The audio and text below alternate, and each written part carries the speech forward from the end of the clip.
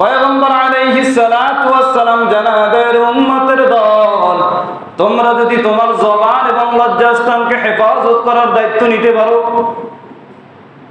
তোমার জবান এবং লজ্জাস্থান হেফাজতের দায়িত্ব যদি নিয়ে নাও, আমি পয়গম্বর তোমাকে জান্নাতে পৌঁছানোর দায়িত্ব নিয়ে নিব।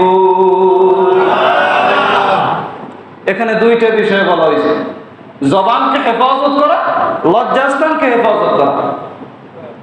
এই দুইটা দায়িত্ব যদি নিতে পারো, আমি পয়গম্বর নিজে তোমাকে জান্নাতে পৌঁছানোর দায়িত্ব নিয়ে নিব। সুবহানাল্লাহ। আসি এক নম্বরে, জবানকে হেফাজত করা। জবান হেফাজত কেমনে করবেন? গালি দিয়া, মিথ্যা কথা বইলা, গীবত কইরা। গীবত তো এখন কিছু মনেই হয় না। একজন রসিক বলছিলেন যে গীবত না জানি ঘি ভাত খাইতে যেরকম মজা, গীবত করতেও সেরকম মজা লাগে।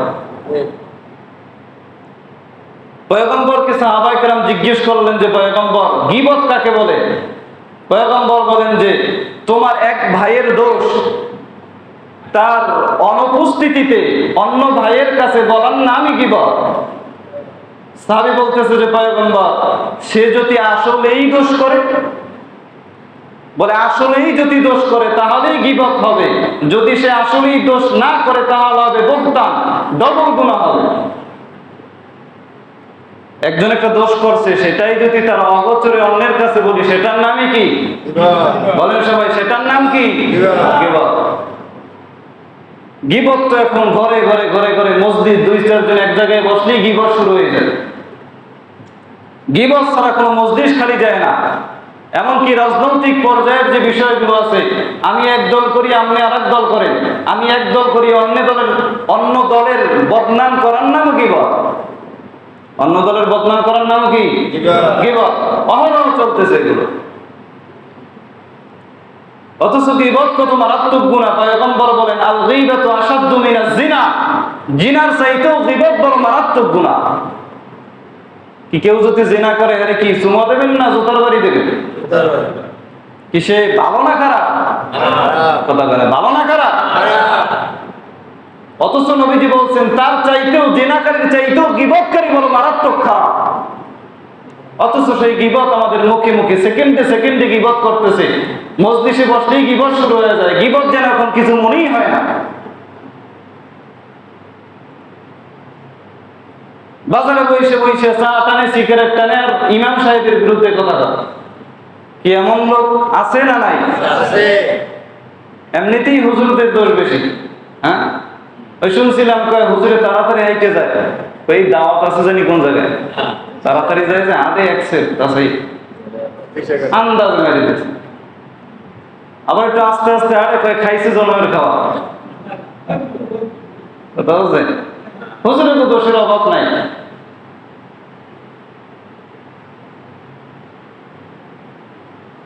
হুজুরদের দোষ খুঁজবেন না কোনো সময়, তাদের ভালো গুণগুলো খোঁজেন, তাদের থেকে কিছু নেওয়ার চেষ্টা করেন। গীবত বড় মারাত্মক এক গুনাহ, গীবতের শাস্তিও বড় মারাত্মক। পয়গম্বর আলাইহিস সালাতু ওয়াস সালাম বলেন, আমি যখন মেরাজে গেলাম, মেরাজে যাওয়ার পর আল্লাহ তাআলা যখন আমাকে আসমানে উঠায় নিলেন, তখন আমি তাকায় দেখতেছি কিছু লোক, তাদের নখগুলো তামার বড় বড় নখ। ওই নখ দ্বারা তারা নিজের শরীর খামচাইতেছে। নিজের শরীর কি করতেছে? খামচাইতেছে। আমি পয়গম্বর জিবরাইল আমিনকে জিজ্ঞেস করলাম, ও জিবরাইল, এই লোকগুলো কারা? তাদের নখগুলো কেন তামার বড় বড় নখ, এবং সেই নখ দ্বারা কেন তারা নিজের গাও খামচাইতেছে? হযরত জিবরাইল আলাইহিস সালাতু ওয়াস সালাম বলেন, পয়গম্বর, এই বান্দাগুলো হলো তারা যারা দুনিয়ায় তার আপন ভাইয়ের, মরা ভাইয়ের গোশত খাইতো। আপন মরা ভাইয়ের গোশত খাইতো, তার মানে হইল তারা গীবত করত। কারণ আল্লাহ পাক রব্বুল আলামিন বললেন, ওয়ালা ইয়াগতাব বা'দুকুম বা'দা আইয়ুহিব্বু আহাদুকুম আন ইয়াকুলা লাহমা আখিহি মাইতান ফাকারিহতুমু ওয়াত্তাকুল্লাহ ইন্নাল্লাহা তাওয়াব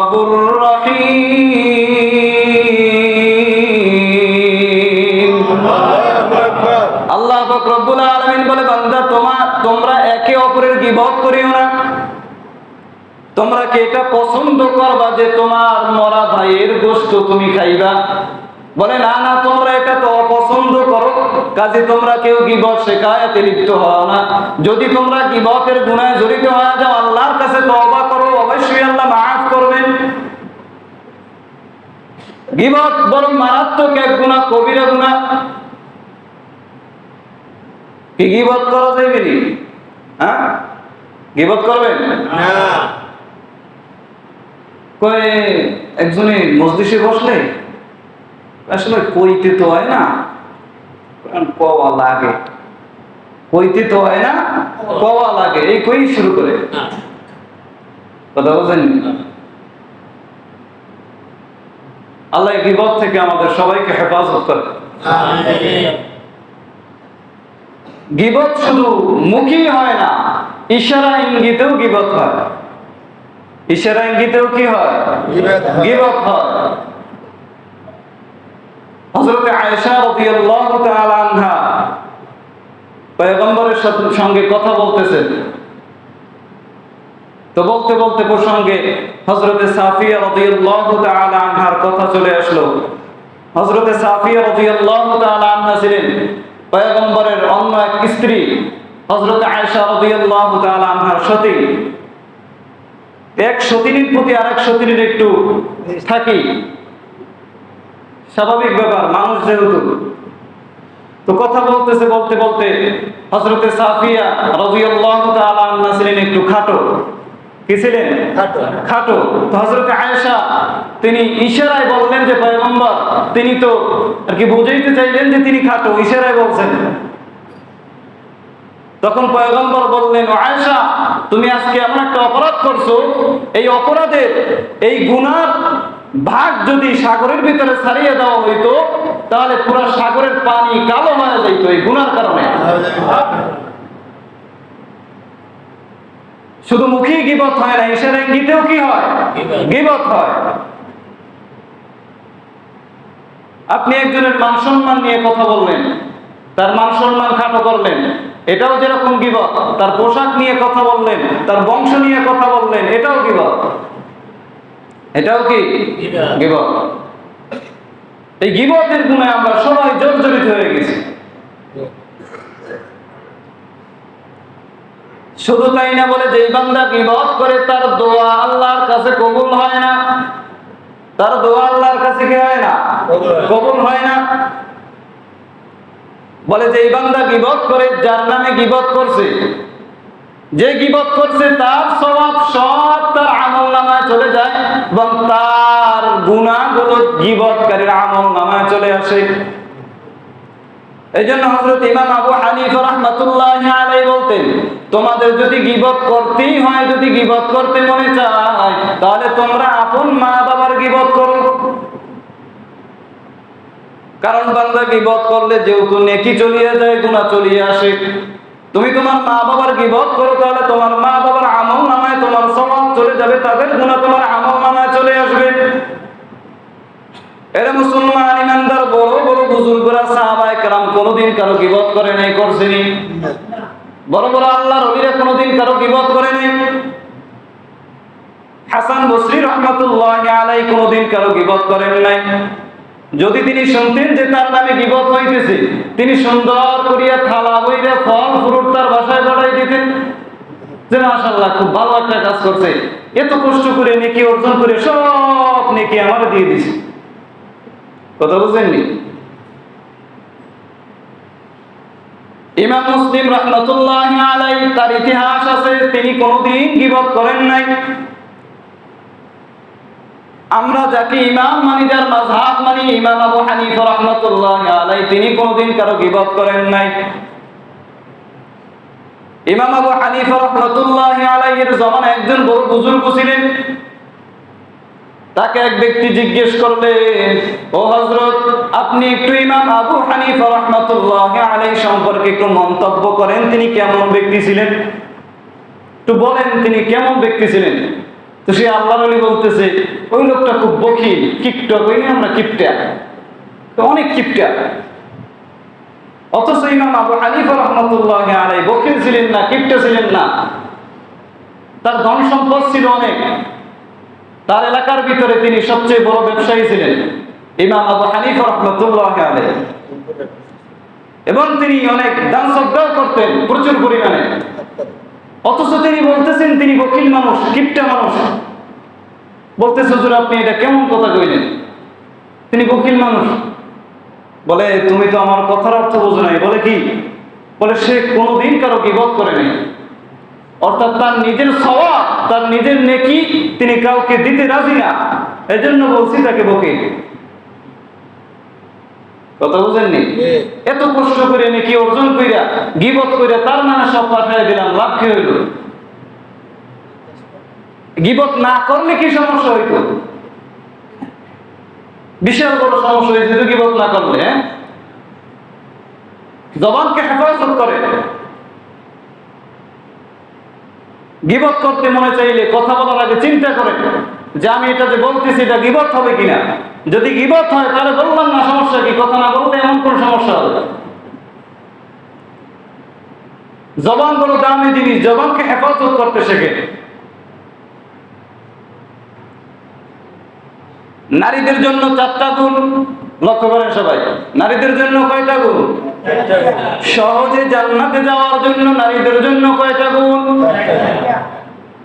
4টা নেক আমল। 1 নম্বর আমল হইল তারা 5 ওয়াক্ত নামাজ সুন্দরভাবে আদায় করবে। 2 নম্বর আমল হইল তারা রমজানের ফরজ রোজাগুলো সুন্দরভাবে রাখবে। 3 নম্বর আমল হইল নিজের সতীত্ব রক্ষা করবে। 4 নম্বর আমল হইল স্বামীর আনুগত্য করবে, স্বামীর খেদমত করবে। পুরুষের জন্য সহজে জান্নাতে যাওয়ার জন্য 4টা আমল। 1 নম্বর আমল হইল জবানকে হেফাজত করা। 1 নম্বর আমল কি? সবাই বলে, আরো জোরে কর। জবানকে হেফাজত করা। বলে জবানকে কেমনে হেফাজত করবা? এই বান্দা, গালি দিলে জবানের হেফাজত হয় না, মিথ্যা কথা বললে জবানের হেফাজত হয় না, হয়নি?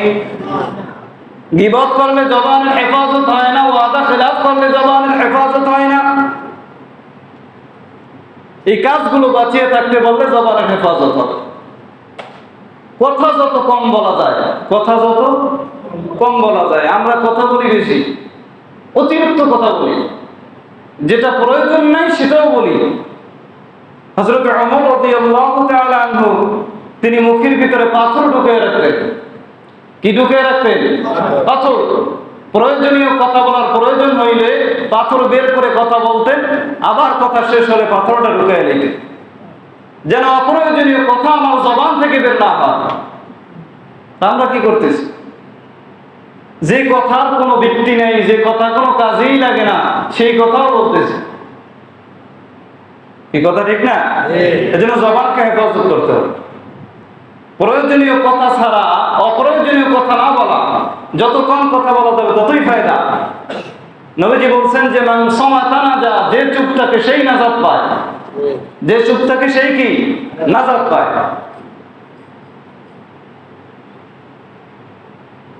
সহজে জান্নাতে যাওয়ার উপায় হলো 1 নম্বরে জবানের হেফাজত করতে হবে। এরে মুসলমান, ইমানদার, আল্লাহর গোলাম, নেক আমল করার আগ্রহ দিলের ভিতরে ঢুকাইতে হবে। নেক আমল করার আগ্রহ না থাকলে জবানকে হেফাজত করা সম্ভব না। নিজে চেষ্টা না করলে জবান হেফাজত হবে না। চেষ্টা না করলে কি জবান হেফাজত হইব না? কথা বলার সময় ভাবা যে আমি যে কথাটা বলতেছি এটা অপরাধ হবে কিনা। মন চাইলেও একটা হুট করে বলে দিলাম, হ্যাঁ হুজুরে 5 মিনিট আসতে দেরি, কি যে এক অবস্থা। এই হুজুরের কিল্লিকে রাখলাম, আজানের টাইম 5 মিনিট হয়ে গেছে আর খবর নাই। কি করে সারাদিন বাসায় কুরুর কুরুর করে কাম নাই খাই লইয়ে কি ফায়দা হইল? হুজুরের বা কি ক্ষতি হইল, আপনার বা কি ফায়দা হইল বলেন আমাকে।